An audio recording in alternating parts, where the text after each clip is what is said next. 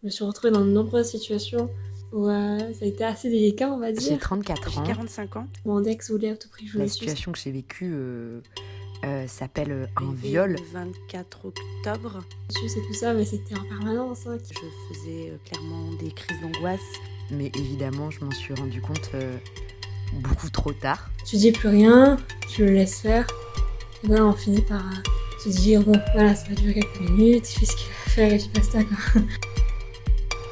Tu aimes la personne, tu ne veux pas, tu veux essayer de comprendre. En plus, tu l'as revu, qu'est-ce que vont dire les gens? C'est ma faute.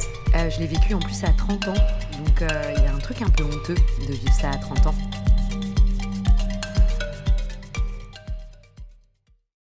Ce qui m'est déjà arrivé, ça par exemple d'avoir un ex, je sais pas, l'ambiance, créer quelque chose qui fait que du coup la personne va pas se jeter sur toi, mais un peu, voilà, venir d'un coup, un peu l'effet de surprise, dans le consentement, ça y joue également. Et voilà, commencer à te toucher, te doigter ou des choses comme ça.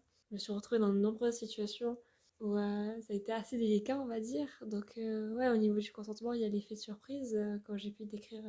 Mais il y a aussi, par exemple, quand la personne veut à tout prix que tu lui fasses quelque chose, ça peut être très divers. Par exemple, moi, je me suis retrouvée dans un cas où mon ex voulait à tout prix que je le suisse et tout ça, mais c'était en permanence qui me demandait. Et ben voilà, tu réponds non, tu t'affirmes, mais ça ne marche pas. Il va quand même te redemander bah, la seconde d'après et tout, allez, vas-y, machin. Et voilà, t'as beau dire non, la personne, voilà, le cas où la personne est forceuse, enfin forceur un peu, voilà. Je me suis retrouvée aussi dans ce cas pour plusieurs demandes, même des choses débiles, avoir un suçon ou des trucs comme ça. Et du coup, j'étais obligée de lui dire, mais non, voilà quoi, je devais partir même parfois. J'avais un ex, notamment celui-là, il était très, très forceur, très centré au niveau du sexe, on va dire ça comme ça. Bon, déjà, j'étais un peu sa première petite amie, donc pour moi, j'étais en mode, c'est normal, je suis sa première petite amie. Au niveau pulsion, c'est un peu plus difficile à contrôler, sauf qu'avant, je ne savais pas que les pulsions, tout ça, ça se contrôlait. Et voilà, il demandait en permanence, dès qu'on se voyait, qu'on avait un petit temps et tout ça, tous les jours, viens, on va aux toilettes, viens, on fait ça, vas-y, fais-moi ça, machin. Et voilà, bah, t'as beau dire non, parce que voilà, au bout d'un moment, je m'étais affirmée quand même, je voulais pas, mais bon, ça force quand même, c'est quand même de mettre sa main. T'as beau le retenir, ce genre de personne, ça continue.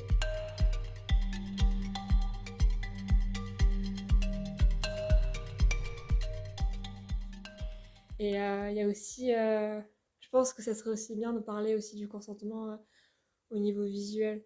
Par exemple, cet ex-là, on était à une sortie, et voilà, il avait très envie que je le suce ou quoi. Bon, je ne l'ai jamais sucé du coup de notre relation. La relation était très courte quand j'ai vu qu'il était comme ça. Mais voilà, du coup, je ne voulais pas et tout ça. Et bon, il a quand même baissé son pantalon, il a quand même voulu m'exciter d'une manière en voyant bah, du coup son pénis. Sauf que ce n'est pas cette manière-là qui allait me chauffer. Je pense qu'il y a aussi quelque chose à parler au niveau du consentement, genre des yeux, genre quand quelqu'un te force à regarder. Bon, c'est vrai que ça, c'est un peu différent du consentement qu'on parle en général, mais je pense que ça peut être autant un choc pour la personne que si on te touche ou autre. Genre, j'ai l'impression que c'est un consentement un peu moral, j'ai envie de dire.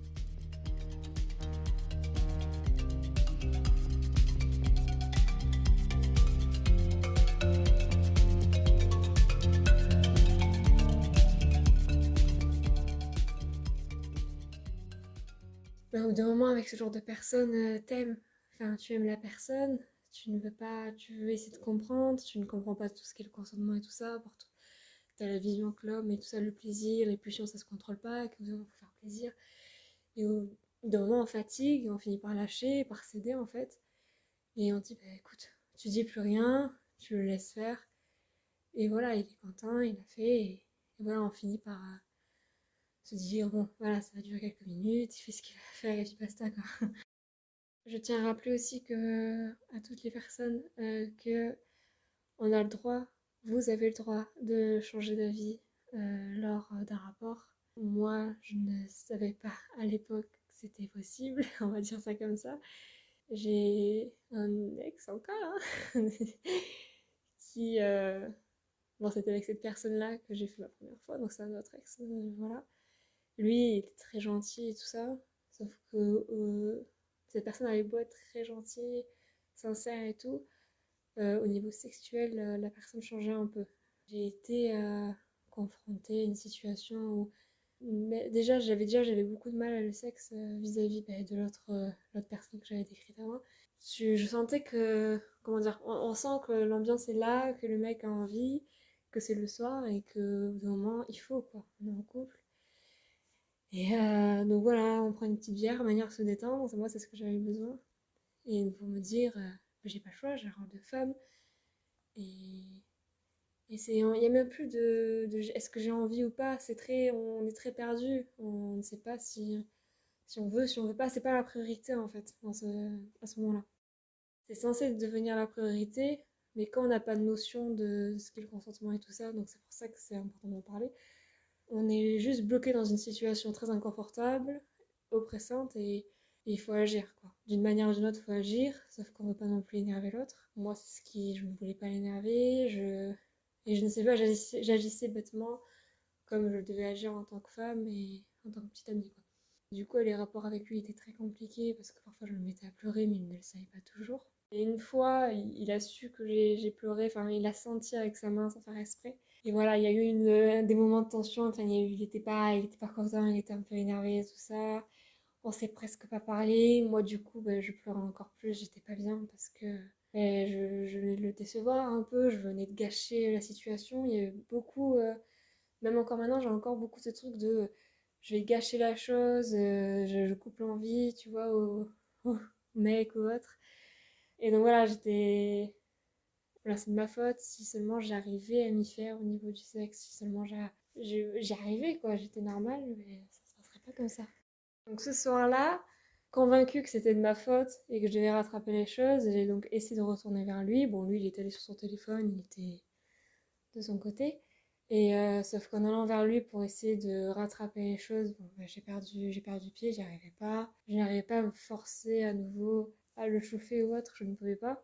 Donc ce soir-là, du coup, j'ai décidé de rester allongée à côté de lui, dos à lui.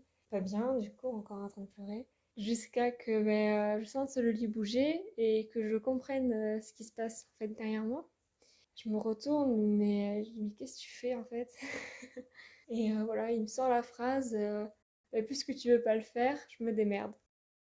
Donc bon, j'ai compris qu'il était en train de se branler, et une fois de plus, ça me rajoute une couche de c'est ma faute, et je culpabilisais encore plus. Et j'étais pas bien, machin, enfin je m'en voulais à mort. Et finalement, voilà, je me suis endormie de mon côté, et il s'est endormi de son côté. Mais bon, voilà, maintenant j'ai une autre vision des choses et maintenant ça se passe un peu mieux parce que justement je sais maintenant que les pulsions ça se contrôle. C'est pas des animaux quoi, les hommes non plus. Que moi aussi j'ai un respect à avoir envers moi, il y a un consentement qui existe et tout ça quoi. Et qu'on a le droit d'arrêter un rapport quand on le veut bien sûr.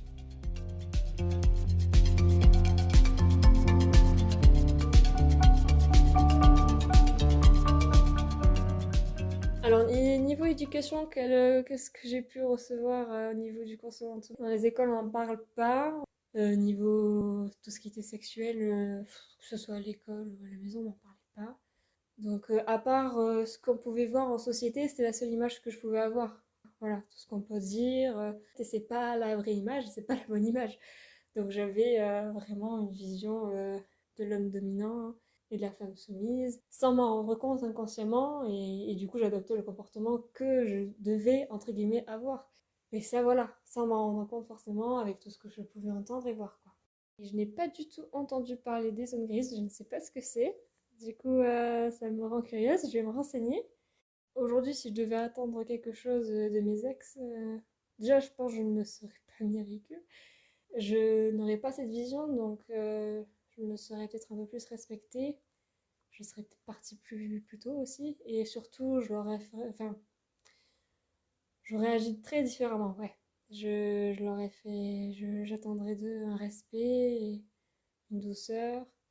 Et voilà, pas, hein, quand même être aussi à l'écoute, voir aussi la personne, la regarder, parce que c'est l'autre devient objet, donc on ne faisait pas du tout attention à comment, si au moment je pouvais montrer des signes négatifs. Enfin, il ne me voyait pas du tout, il ne me regardait pas, il ne faisait pas attention. Donc je pense que j'en aurais parlé déjà et j'attendrai d'eux, ouais, personne normale, quoi, ce qui est censé être, quoi. Ce que mon petit ami actuel fait. Lui, par contre, dès qu'il voit un petit signe négatif, je ne sais même pas comment il fait, il est attentif, voilà. De l'attention. C'est incroyable. Ce qu'il faudrait faire dans l'absolu, c'est que dans les écoles, ils parlent déjà des relations sexuelles avec sérieux et réellement, c'est-à-dire pas passer le cours en 2 secondes, c'est-à-dire en parler, que ce soit sur plusieurs années, parler voilà, de certaines choses au collège, et même en parler au lycée de manière plus approfondie, surtout sur tout ce qui est consentement, tout ça, que ce soit pour respecter autant les femmes, mais aussi autant les hommes. Il faut apprendre quand même le corps de l'autre, enfin, enlever ce tabou pour qu'on puisse en parler dans les familles, pour qu'on puisse en parler entre amis. Je pense pouvoir aussi en parler sur les réseaux, sur des chats, de groupes, peu importe, que c'est de l'amour, voilà, qu'il faut faire. C'est pas ce qu'on voit dans les pornos, c'est pas baiser la personne, c'est coucher avec, c'est faire l'amour en fait. Et aussi, il faut avoir le courage de dire non, parce qu'à force, ça devient du courage de savoir dire non. Avec certaines personnes, en tout cas, ça devient un courage, parfois. Donc, savoir dire non. Et s'il faut partir, ce qu'il faut faire, ben, c'est partir.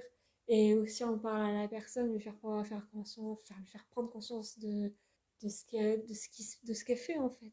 Voilà, peut-être que la personne n'a pas conscience, elle a besoin d'en prendre conscience, mais en tout cas, tout faire pour aller bien.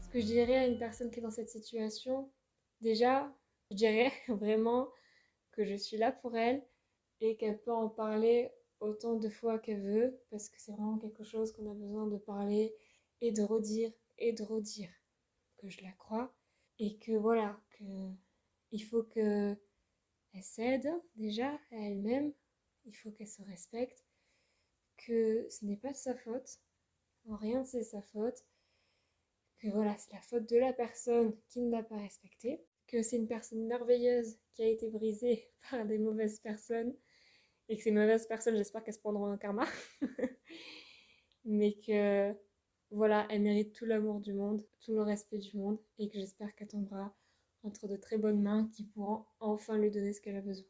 Faut pas oublier, on a le droit de dire non, on a le droit de changer d'avis.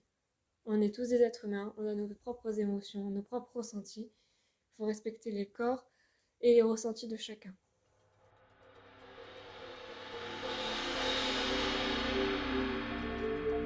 Vous venez d'écouter un témoignage recueilli par Je n'ai pas dit non. Si l'épisode vous a plu et que vous souhaitez vous-même contribuer à cette série, n'hésitez pas à nous envoyer un message et à nous livrer votre propre récit. À bientôt pour un prochain témoignage.